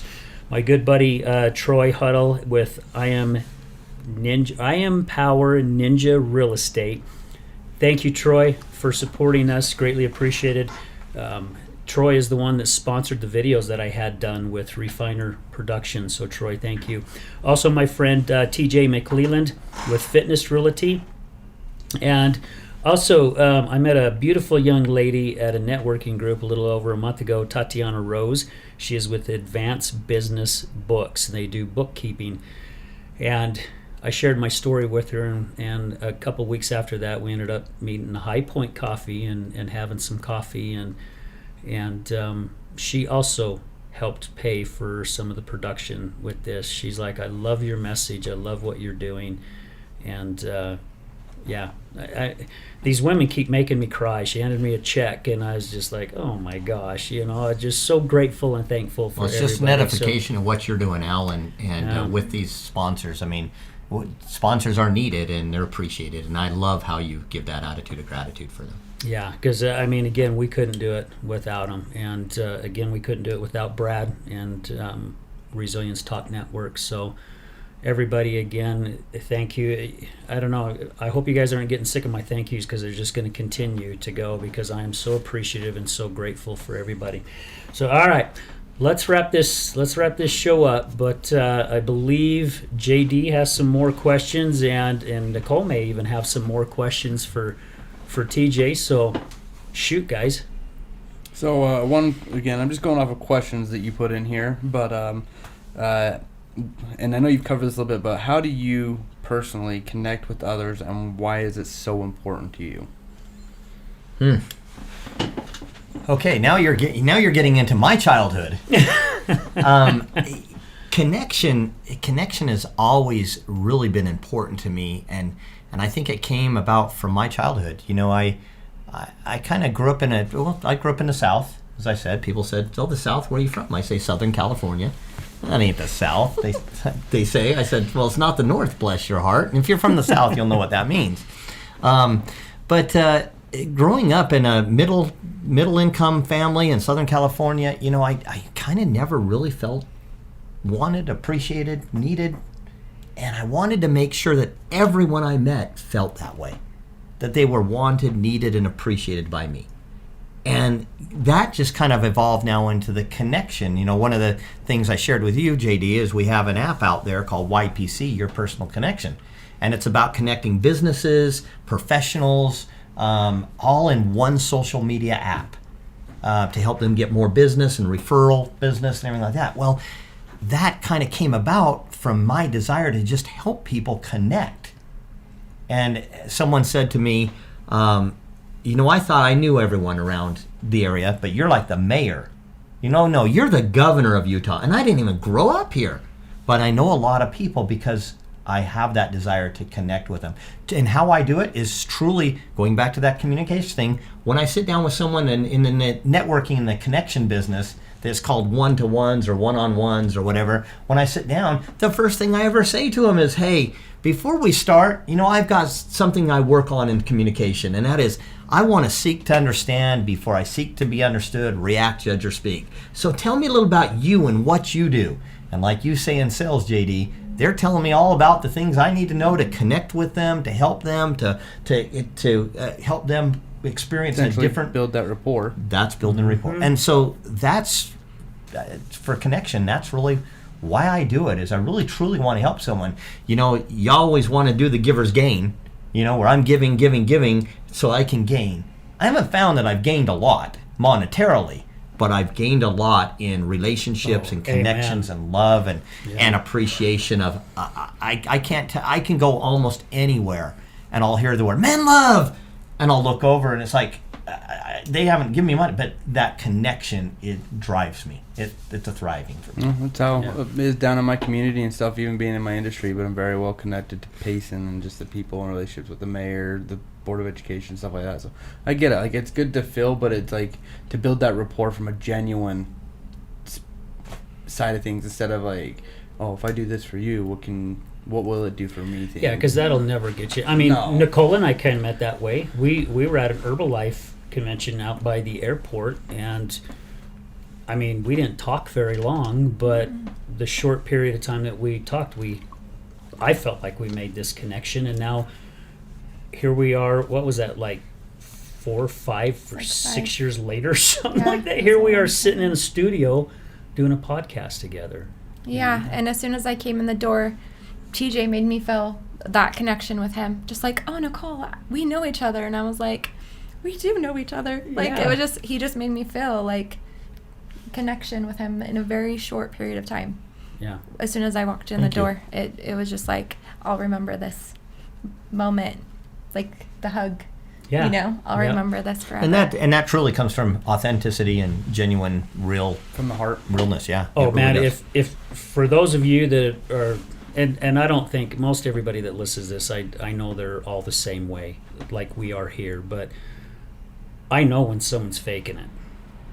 I know when they're faking that kindness and that fake love. You feel it, because I've been to events, all of us have been to events, networking groups and things like that, and when the love's there. I mean, because you definitely feel it. Yep. Yeah. And you can feel when somebody's got an ulterior motive behind it, Yeah. So, as far as another question goes, I got this one. Just I want you to cap on it small, but it does stand out to me. They've called you the king of collaboration. So I'm sorry, I can't skip over that question because it's got me gnawing at me. Like, why? What? So there's a gentleman that's in social media marketing, and I got to know him really well. And he goes, you know what? I've been watching you. You are the king of collaboration. Because I use that word all the time. I don't want to come sell you on anything. I don't want to come meet with you. I want to talk to you and collaborate with you. Again, it's that connection. It's going back again. So he went out and created a URL for me called The King of Collaboration. If you go kingofcollaboration.com, there I am. Now, he just did a splash page real quick, just me, but we haven't really done anything more with it. But that was something that was coined because someone was watching me and said, you just kept collaborating with people. And I have to be honest, when I collaborate with someone, I don't look for anything, but there's always been something in it for me when I do collaborate with someone. Absolutely. Yeah. So I sorry, I had to ask. It was standing out really strong. Yeah. So Yeah. Don't be sorry. Yeah. So going to your comedy, why did you start doing comedy, and what is the basis for the humor and jokes? Like, what sparked you to go that direction? I've always done comedy, never realized that I did. But right after my first marriage, and I was smart, I learned the first one that, I made a mistake on the first one, so I haven't gotten married since. But anyways. They don't have expiration dates on those, so. Yeah. But anyways, Let's not go there.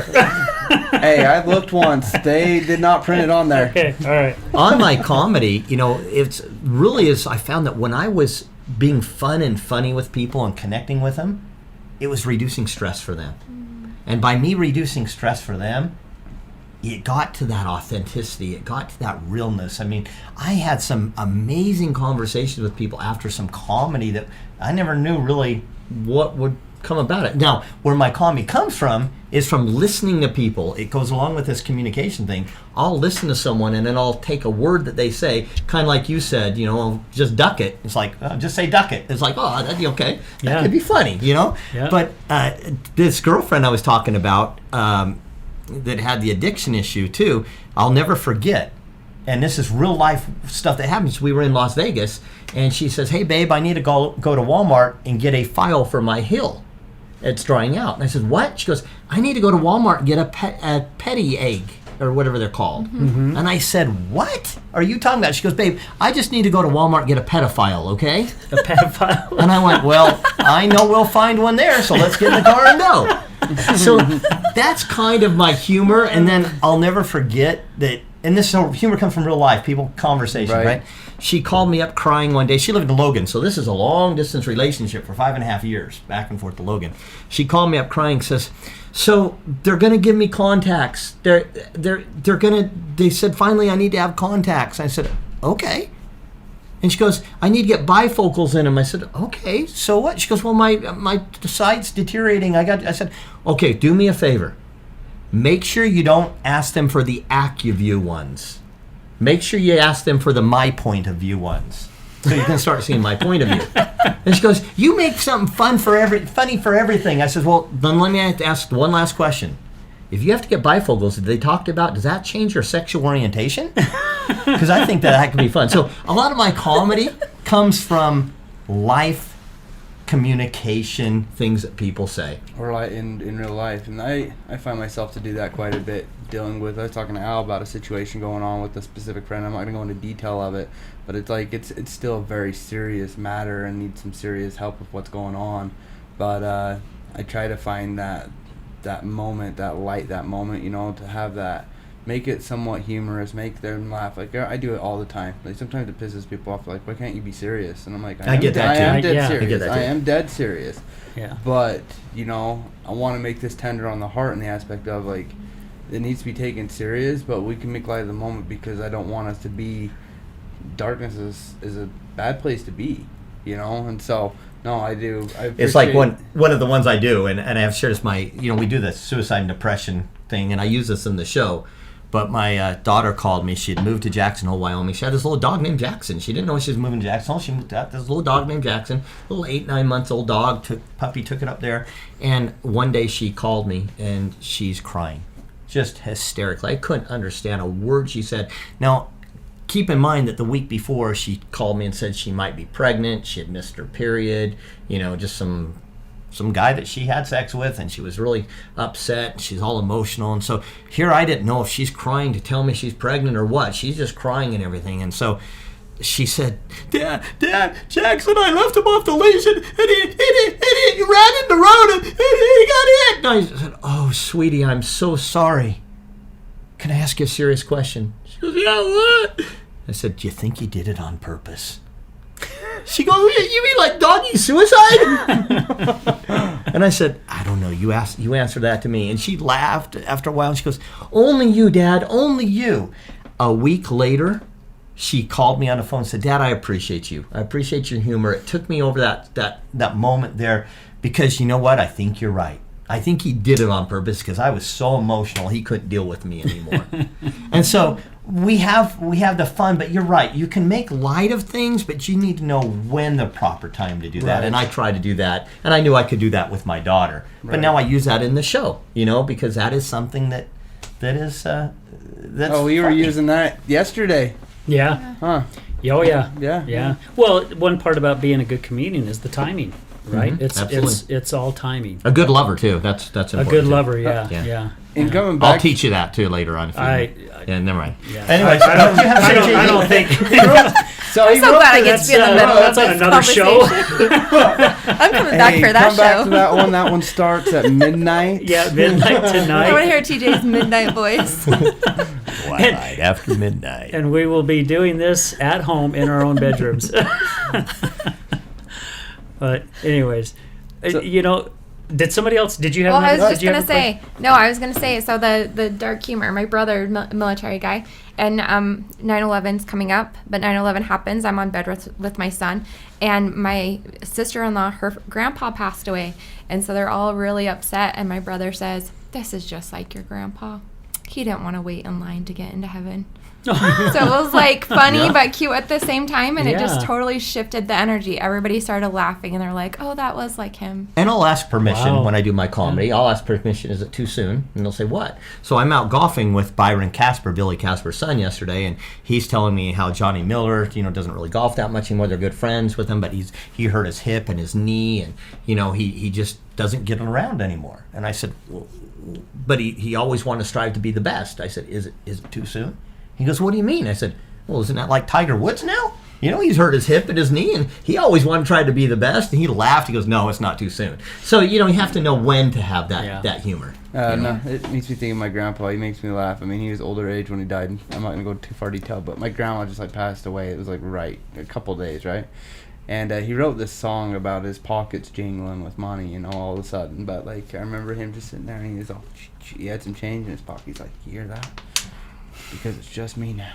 I was like, Grandpa, he loved his wife, loved her more than anything. Yeah. He was one of the most perfect. But it helped him reduce the stress, I bet, by him having that comedic humor. Yeah, and I mean, he always had that kind of humor, and delayed humor and different. He was he used to drive back before I-15 was here, dirt roads to do the cherry fields back. That's how old back when he was here, when there wasn't a freeway.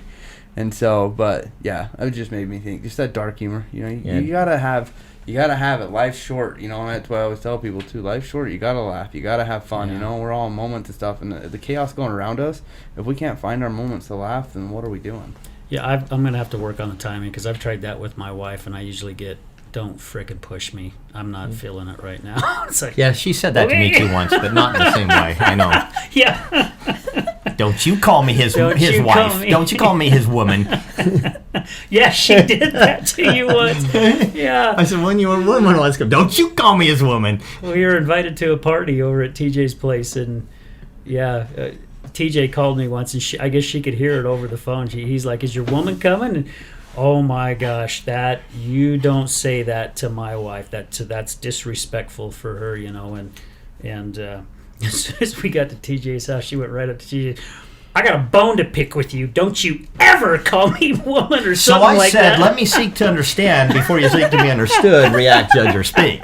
No, Yeah. I gave her a hug, mentoring and I said, session. I'm sorry, I didn't mean it that way. Yeah, you did. And We've it been all good. worked out. Yeah. That's really good because I would have triggered that one differently. I already have mine on that, and that's the other thing too. Me and my son, there's times he stumps me, but we practice and we play. Because I'm just on it for comebacks.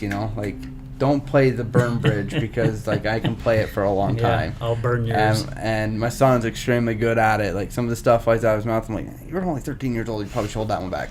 You know what I mean? Oh, my I've taught 10-year-old's you the same too. way. Really? They would be great together. Right? Yeah. It's just they're my son. There's times the stuff we'll play that, and I'm just like, I can't There go you against go. it. But it's just like yesterday, calling Al a dick, and he's like, oh, I know JD to be a dick, and I was like, it takes one to know one, it was I didn't skip a beat, It's just one of those, just having that moment. But you've got to have the rapport with someone to do that too. Oh, yeah. And that's where that comes in. Yeah. Yeah. Well, I got him back during the show. Nick said something to him, and then I came back with it. But anyways, so hey guys, I know we got a hand. you got something else? One more, huh? Well, Burning you. You were only Yes. allowed one. Well, you know what? It's these 5 pages I sent you. Yes, it was hiding at the Yes. bottom. No, if you can, I'm just going to ask these 3 straight up really fast. Oh, you got 3? I do, but I'm going to put them in one question. How about that? Okay. Oh, my So, gosh. who is the best mentor that has impacted your life and why, and what moments? Name 2 moments that have impacted you the most in your life. Well, one was when he met me. I already know that one. So we can Well, skip that hey, one. it was really big for me too, Al. So, Wow. One of my moments, one of the mentors was a gentleman by the name of Art Williams, who started the old company A.L. Williams a long time in the day, which is now known as Primerica and World Financial Group. They all split off, and it was with the company I became a senior vice president for. But one of the things that Art would always say is keep the main thing the main thing. And that's what I have to remember is sometimes when we get off on tangents is keep the main thing the main thing. And That's good advice. And sometimes TJ's done that today. we don't know. has. I've done radio in the past, so it's like sometimes we get off track, and I got to kind of pull it back because everyone can get off track. It's like I got to keep the main thing the main thing. You know, what's the end result in mind? And that's what I was always taught. You know, to make your choices with the end result in mind, which you got to start there first to keep the main thing the main thing. So I think 101. Yeah, pretty much. Beautiful. yeah, I'm the master salesman in that So training I too. do that when I train people a straight line, and you have your ups and downs, but how you bring it back. So I don't know if I answered all the other ones with that, but no, there we go. So biggest impacts in your life. What's impacted you the most? I already told you, me. Yeah, other than Excluding Al. Alan. Al, yeah. Alan, right? Okay, let's go back. He impacts me. We won't get The into biggest impact in my life is I found that my wife and I couldn't have kids when we first got married, and even though I knew I made a mistake 3 weeks into it, we still lasted 20 years. Okay, this is a whole nother story, but the biggest impact is I learned that I shoot blanks, and if I wouldn't have known in high school what I know now, then I would have had a lot more fun. But the biggest impact in my life was adopting my children. We adopted 4 children, and so I adopted my one son, and that was probably the biggest impact in my life. Wow, That's awesome. That's really Start cool. learning what love is, and it doesn't have to be your natural child. It's you still learn. I think just any child at Absolutely. that point, you know, when you're in that moment, it's the purest form. You know. Yeah. So and then. But now I'm older. I'm out for adoption right now too, or up for future draft choice if I'll put it in. anyone I'll is put it in a sports raffle thing. together. Okay, all right, Cool. good. Hey, we got TJ up here. Bid starts at 5,000. 5,000, yeah. Okay, did you have one more question? And then you also too. What was another thing that impacted your life? What was another big impact? When I was growing up, I was, I know if you wouldn't believe this with my personality now, but I was bullied. I was in Southern California, I grew up skinny, and so I was bullied. I was thrown in trash cans, all the football players, all this stuff. And so that's a 2-part thing. Number one, going back to my high school reunion now, seeing that all these people are fat and ugly, and here I am, still lean and mean and good looking. handsome. That impacted my life. But I've dated. I left Southern California and went to New York City for a couple of years, and I made a vow at that time when I was 19 that I was leaving and no one was ever going to step on me again. I was going to change who I was, and that's when all the mental mindset started happening for me. And when I was back in New York, I got a chance to meet some powerful women, President of Dan and Yogurt, who was there, President of Continental Grain, the Vice President of Reader's Digest, all in the same neighborhood area I was in. And they kind of took me under their wing while I was back there and trained me and taught me a lot of things about life during that period of time. And that was probably one of the most impactful things. And that actually happened to be going on an LDS mission. I'm not that LDS anymore because of other reasons, beliefs I have now, but that was an impactful thing, and I knew that was part of my journey to get to me where I am today. And with that being that's said, really do you good. feel like those people were put, talking, obviously manifestation, law of attraction, do you feel that those people at that time were put in that place at the right moment?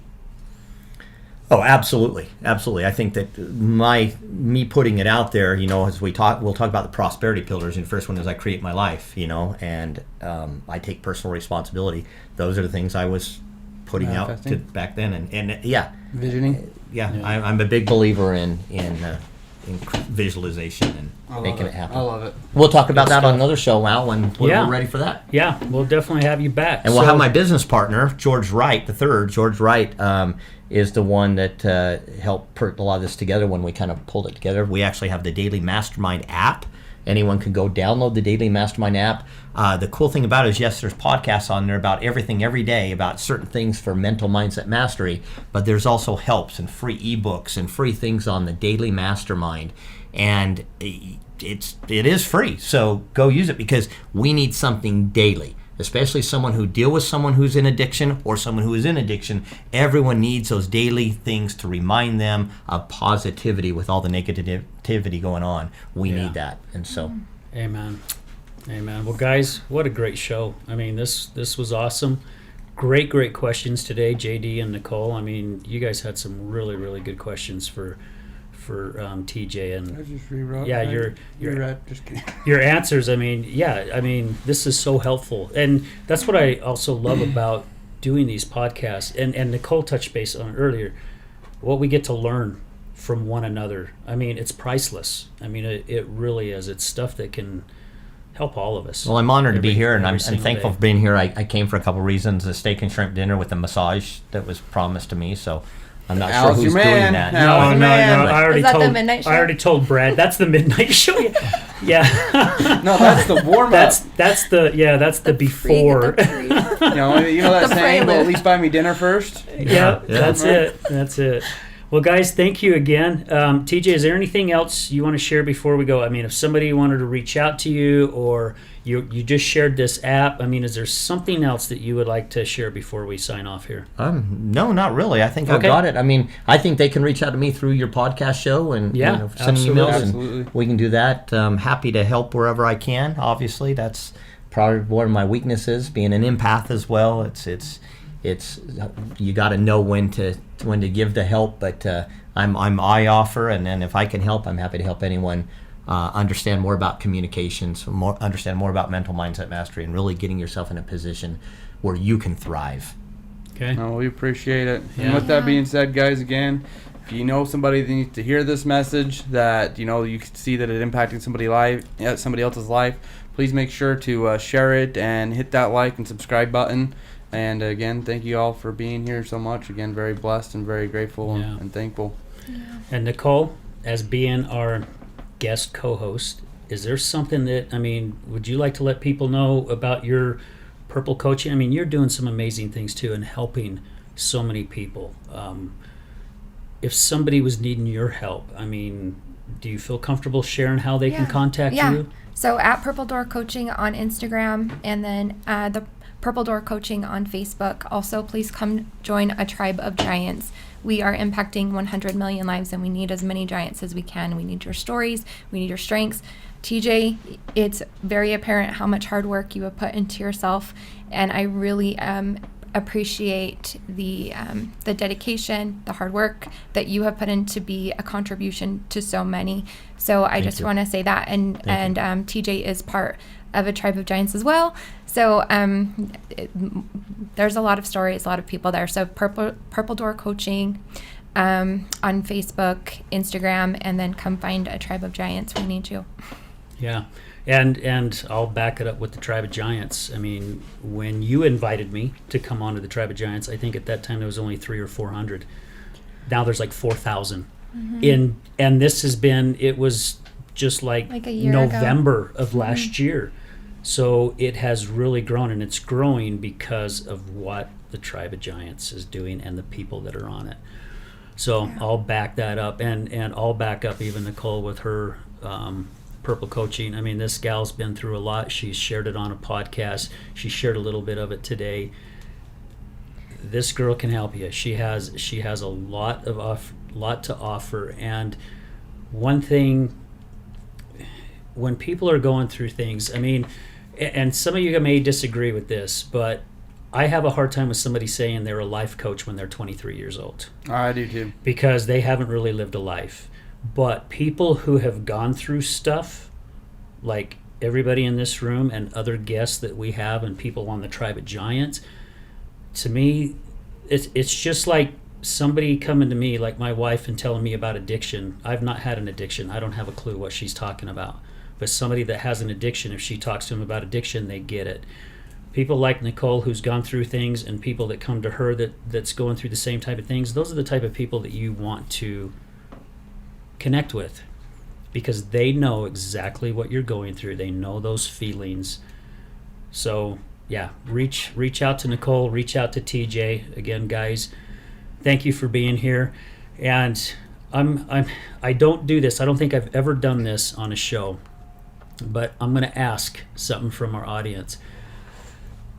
We are pushing to get to 100 subscribers on YouTube. We are about halfway there. I mean, I think we're at 58 or something like that. So guys, please share this message. Please send it out to anybody, everybody that you know. Help us get to where we can get to 100 subscribers, because that puts us on a whole different level. It'll put us to where actually YouTube will give us our own URL number, which is huge and I'm still learning a lot of the social media stuff, and I'm getting a little bit better at it, but it's huge. So anybody that you feel like can benefit from this, because as you guys know, we just don't talk about addiction. We talk about life things. TJ just shared it today. Communication. Yes, it kind of falls back with addiction, but it also falls back with everyday life, business, and relationships. Everything. We use it all the time. We've had we had Vanessa on, who is a tribe of, she's a giant as well. She's with the tribe of giants. I mean, yeah, just get this message out. We have people that come on this show that can help in so many different ways. So please share. Again, I usually don't ask for anything, but if I'm asking for this, please help us get this thing spread out and get us to where we can get 100 subscribers. It would help us out a lot. So again, guys, thank you to everybody, our audience, our sponsors, our special guest co-host, which I'm excited to have her back, our guest TJ. JD, thank you for stepping up and stepping in Lori's place. You know, you had some big shoes to fill, or high heels. The lady, high heels. High heels. You had some. Yeah. We'll get you some red heels. Yeah, we'll get you some. I mean, yeah, Nicole's wearing some today. I got you next week. Yeah, All right, that'll work. That'll work. So guys, thank you again. And as I do every week, we're going to leave you with this: addiction is giving up everything for one thing. Recovery is giving up one thing for everything. Thank you, guys.